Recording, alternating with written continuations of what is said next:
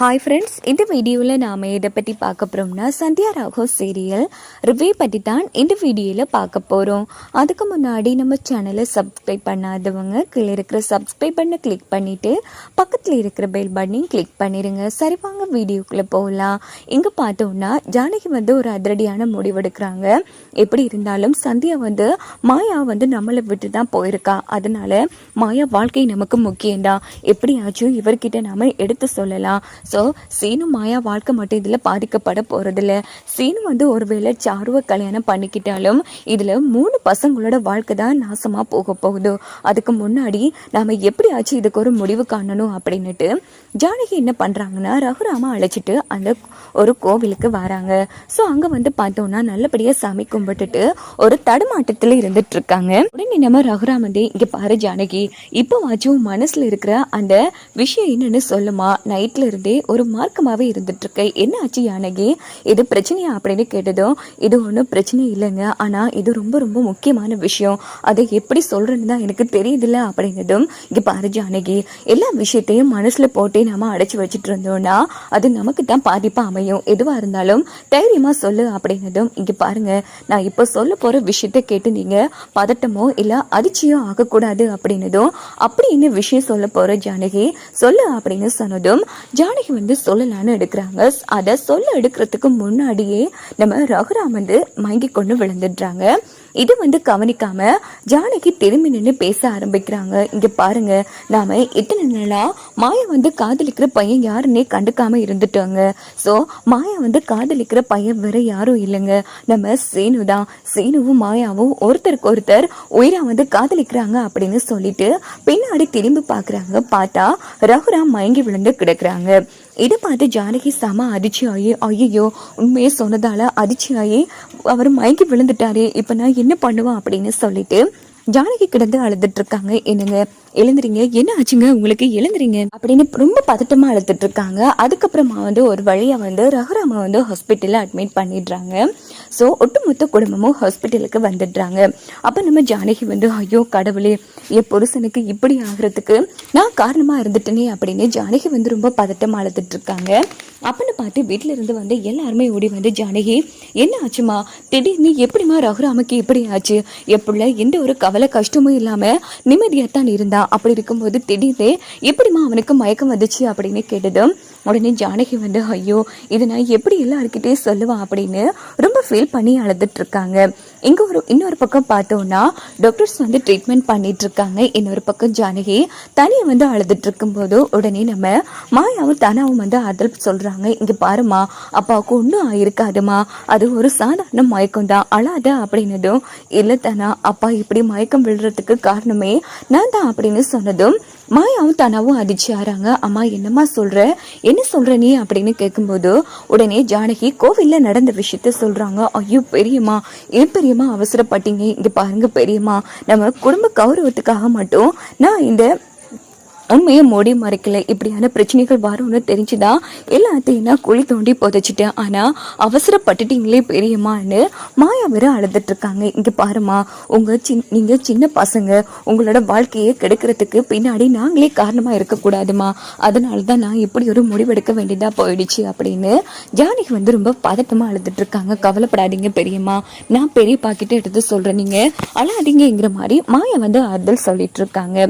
இன்னொரு பக்கம் doctor treatment முடிச்சுட்டு வெளியில வந்ததும் டாக்டர் எப்படி இருக்காரு அவருக்கு ஒன்றும் இல்லைல்ல அப்படின்னு கேட்டதும் இங்க பாருங்கம்மா, அவருக்கு ஃபர்ஸ்ட் ஹார்ட் அட்டாக் வந்திருக்கு அப்படின்னதும் எல்லாருமே செம்மையா அந்த இடத்துல அதிர்ச்சி ஆறாங்க. ஐயோ ஐயோ என் பிள்ளைக்கு வந்திருக்கே, அது எனக்கு வந்திருக்க கூடாதா அப்படின்னு ரமணி பாட்டி ஒரு பக்கம் அழுதுட்டு இருக்காங்க. இங்க பாருங்கம்மா, நீங்க அழுது புலம்புறதால ஒன்றும் ஆக போறது இல்லை, இங்க பாருங்க இனி அவர் நல்லபடியா இருக்கிறது உங்க எல்லாரோட கையில தான் இருக்கு அப்படின்னதும் ஜானகி அழுதுட்டு இருக்காங்க. டாக்டர் அப்ப அவரோட உயிருக்கு எந்த ஒரு ஆபத்தும் இல்லைல்ல, இங்க பாருங்கம்மா, அதான் நீங்க டைமுக்கு கொண்டு அட்மிட் பண்ணிட்டீங்கல்ல, சோ அதனால ஃபர்ஸ்ட் அட்டாக்ங்கிறதால எந்த பிரச்சனையும் இல்லை, ஆனா முக்கியமான விஷயம் இனி அவருக்கு அதிர்ச்சியை தர தகவலோ இல்ல அதிக சந்தோஷப்படுத்துற தகவலோ எதையுமே சொல்ல வேணாமா, ஸோ கொஞ்சம் கவனமாவே பார்த்துக்கோங்க அப்படின்னதும் எல்லாரும் ரொம்ப ஃபீல் பண்ணி அழுதுட்டு நேரா ரகுராம போய் பார்த்துட்டு இருக்காங்க. ஸோ ரகுராம் வந்து மெதுவா கண்மொழிக்கிறாங்க. இன்னொரு பக்கம் ஜானகி வந்து பயந்துட்டு நேரா ரகுராமோட கையை பிடிச்சி என்ன மன்னிச்சிருங்க அப்படின்னு அழுதுட்டு இருக்காங்க ஜானகி.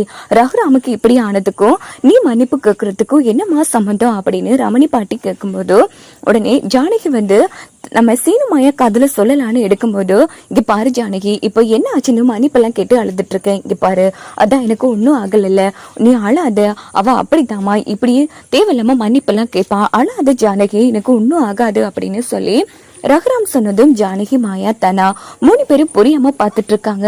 இங்க பாரு மாயா, அப்பா பேசுறத பார்த்தா ஒருவேளை உன்னோட காதலையும் மாமா காதலையும் ஏற்றுக்கொண்டுட்டாரு என்னவோ அப்படின்னதோ சேச்சே நீ கொஞ்சம் அமைதியா இருங்கிற மாதிரி மாயா வந்து சொல்லிட்டு இருக்காங்க. இன்னொரு பக்கம் பார்த்தோம்னா இங்க பாருங்கம்மா, அவரை டிஸ்டர்ப் பண்ண வேணாம், கொஞ்சம் எல்லாரும் வெளியில போங்க, யாராச்சும் ஒருத்தர் இங்க இருங்க அப்படின்னு டாக்டர் சொன்னதும் ஜானகி வந்து ரகுராம் பக்கத்துல வந்து கையை பிடிக்கிறாங்க. இங்க பாரு ஜானகி, அதான் டாக்டர் வந்து எனக்கு ஒண்ணு இல்லைன்னு சொல்லிட்டாருல, அழாதம்மா, இங்க பாரு இந்த வயசுல எல்லாம் இது வாரது தானே அப்படின்னதும் இல்லைங்க, இது வாரத்துக்கு நான் தானே காரணமா இருந்துட்டு என்ன ஜானகி சொல்றேன் எனக்கு புரியல அப்படின்னதும் ஜானகி வந்து தப்பா புரிச்சிட்டு இருப்பாங்க. நம்ம இப்படி சீனு மாயா காதல சொன்னதாலதான் இவருக்கு இப்படி ஒரு நிலைமை வந்திருக்கேன்னு. அப்போ நம்ம ரகுராம் வந்து சரி நீ அழுவாத, ஏதோ ஒரு முக்கியமான விஷயம் சொல்லணும்னு தானே என்ன கோவில் கூட்டி போன, ஆமா அப்படி என்ன முக்கியமான விஷயம் அதை இப்ப சொல்லுமா அப்படின்னதும் ஜானகி அதிர்ச்சி ஆறாங்க. என்ன இவரு இப்படி கேக்குறாரு, அப்பனா நீங்க நான் கோவில்ல சொன்ன விஷயத்த கேட்டு மயங்கி விழலையா, என்ன ஜானகி பேசிட்டு இருக்க, நீ விஷயத்த சொல்ல எடுக்க முதலே நான் கீழே மயங்கி விழுந்துட்டேன் அப்படின்னதும் ஜானகி அப்போதான் கொஞ்சம் ரிலாக்ஸ் ஆகுறாங்க. அப்போ நம்ம ஜானகி வந்து உடனே மறுபடியும் சேனுமாயா காதல சொல்லலான்னு எடுக்கும் போதோ அது வந்துங்க அப்படின்னு தாங்கிட்டே இருக்காங்க. சொல்லி ஜானகி என்ன விஷயம் அப்படின்னு சொல்லும் போது டாக்டர் சொல்லியிருப்பாங்க, அவங்களுக்கு அதிர்ச்சி தர தகவலை சொன்னீங்கன்னா கண்டிப்பா மறுபடியும் செகண்ட் அட்டாக் வாரத்துக்கு வாய்ப்பு இருக்குன்னு. இதை நினைச்சு பார்த்துட்டு ஜானகி அதெல்லாம் ஒண்ணு இல்லைங்க, இங்க பாருங்க நீங்க இப்போதான் வருத்தம் வந்து கொஞ்சம் ரிலாக்ஸா இருக்கீங்க, எதுவா இருந்தாலும் நம்ம வீட்டுல போய் பேசிக்கலாங்க, ஃபர்ஸ்ட் நீங்க வீட்டுக்கு வாங்க அப்படின்னதும் உடனே ரகுராம சரின்னு சொல்றாங்க. அதுக்கப்புறமா டிஸ்சார்ஜ் பண்ணி ரகுராம வீட்டுக்கு அழைச்சிட்டு வராங்க. அப்ப நம்ம ஜானகி மாயா கிட்ட வந்து இங்க பாரு மாயா, நான் உங்க விஷயத்த சொல்றதுக்கு முன்னாடிதான் அவரு மயங்கி விழுந்திருக்காரு, சோ இப்போதைக்கு அவர்கிட்ட நம்ம எந்த ஒரு அதிர்ச்சி தகவலும் சொல்லக்கூடாது, ஆனா கண்டிப்பா சீனு மாயாவுக்கும் உனக்கு சீனுவுக்கும் கல்யாணம் பண்ணி வைக்க வேண்டியது இந்த பெரியம்மாவோட கடமைங்கிற மாதிரி வாக்கு கொடுத்ததும் மாயா வந்து அதிர்ச்சி ஆறாங்க. ப்ளீஸ் பெரியம்மா, இப்படி பெரிய பெரிய வாக்கெல்லாம் கொடுக்காதீங்க பெரியம்மா, ஏன்னா என்னால இந்த குடும்பத்துல இன்னொரு உயிர் போகக்கூடாதுன்னு நினைக்கிறேன், எனக்கு பெரியப்பா ரொம்ப முக்கியங்கிற மாதிரி சொன்னதும் ஜானகி வந்து மாயாவை அழுது புலம்பிட்டு இருக்காங்க. கவலைப்படாத மாயா, உன்னோட இவ்வளவு பெரிய தியாக மனசுக்கு முன்னாடி இந்த கௌரவம் இந்த உயிர் எல்லாமே வந்து வர தோசுதாமா, கண்டிப்பா அந்த கடவுள் நீயும் சீனும் தான் சேரணும்னு இருந்தா கண்டிப்பா அவரை உங்களை சேர்த்து வைப்பாருங்கிற மாதிரி நம்ம ஜானகி வந்து ஃபீல் பண்ணி அழுதுட்டு இருக்காங்க. இன்னொரு பக்கம் ரூமுக்கு வந்ததும் நம்ம ரகுராம் வந்து சரி சொல்லு ஜானகி, இப்போ அந்த உன் மனசுல ஓடிட்டு இருக்கிற குழப்பம் தான் என்ன சொல்லு, என்னால முடிச்சு தீர்வனா சொல்லுவேன் அப்படின்னதும் இங்க பாருங்க இப்போதைக்கு என் மனசுல ஓடிட்டு இருக்கிற கேள்விகளுக்கும் பிரச்சனைகளுக்கும் நம்ம பொண்ணு கல்யாணம் எந்த பிரச்சனை இல்லாம நடக்கணுங்கிறதாங்கிற மாதிரி பேச்சு வந்து மாத்தினதும் ஓஹோ அதான் உன் மனசுல இப்படி ஓடிட்டு இருக்கா, கவலைப்படாது ஜானகி, அதான் எல்லா சம்மந்தம் எல்லாம் பேசி நிச்சயம் எல்லாம் பண்ணிட்டோம்ல, எந்த ஒரு பிரச்சனையும் குழப்பம் இல்லாம நடக்கும், ஆனா உன் மனசுல ஓடிட்டு இருக்கிற குழப்பம் என்னன்னு நான் கண்டுபிடிச்சிட்டேன் அப்படின்னதும் ஜானகி அதிர்ச்சி ஆறாங்க. என்னங்க சொல்றீங்க, ஆமா நம்ம பொண்ணுக்கு கல்யாணம் நடக்க போகுதே, அதே மேடையில நம்ம பொண்ணு மாயாவுக்கும் நடந்தா என்ன, இதான் நீ உன்னோட கேள்வி அப்படின்னதும் ஜானகி வந்து அதிர்ச்சி ஆறாங்க. கவலைப்படாத, இங்க பாரு நான் ஒரு விஷயம் சொல்றேன் நல்லா கேட்டுக்கோ, இங்க பாரு என் உயிர் போறதுக்கு முன்னாடி எப்படியாச்சும் மாயாவுக்கு ஒரு நல்ல பையனை பார்த்து கல்யாணம் பண்ணி வைக்க வேண்டியது என்னோட பொறுப்பு, போதுமா அப்படின்னதும் ஜானகி வந்து அதிர்ச்சி ஆறாங்க. ஏங்க இப்படி கண்டிப்பா நீங்க 100 வருஷம் வாழுவீங்க, நம்ம பசங்களையும் பாப்பீங்கிற மாதிரி ஜானகி வந்து ரொம்ப ஃபீல் பண்ணி நம்ம ரகுராம வந்து ஹக் பண்ணிக்கிறாங்க. இங்க பார்த்தோம்னா மறுநாள் காலையில என்ன நடக்குதுன்னா நம்ம ரகுராம் வந்து விசாரிச்சு ஒரு நல்ல படிச்ச மாப்பிள்ளையா நம்ம மாயாவுக்கு பார்த்திருக்காங்க. சோ அவங்க வந்து பூ பழம் தட்டுன்னு நம்ம ரகுராம் வீட்டுக்கு வராங்க.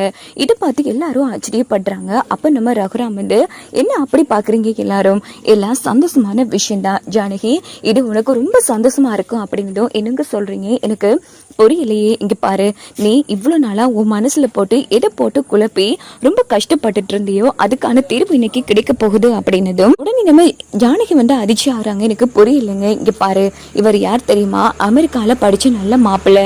ஸோ நம்ம ஊர்ல தான் அவர் இப்போ பிஸ்னஸ் பண்ண போறாரு. அப்படி பார்த்தா நம்ம மாயாவும் நல்லா படிச்ச பொண்ணு, நல்ல பையன். அதனால நம்ம மாயாவுக்கு நான் பார்த்துருக்கிற மாப்பிள்ளை தான் இந்த பையன் அப்படின்னதும் மாயா சீனு எல்லாருமே பேரதிர்ச்சி ஆறாங்க. இந்த பக்கம் நம்ம சாருவுக்கு வந்து சந்தோஷம் தாங்க முடியல, செம்ம ஹாப்பி ஆகிறாங்க.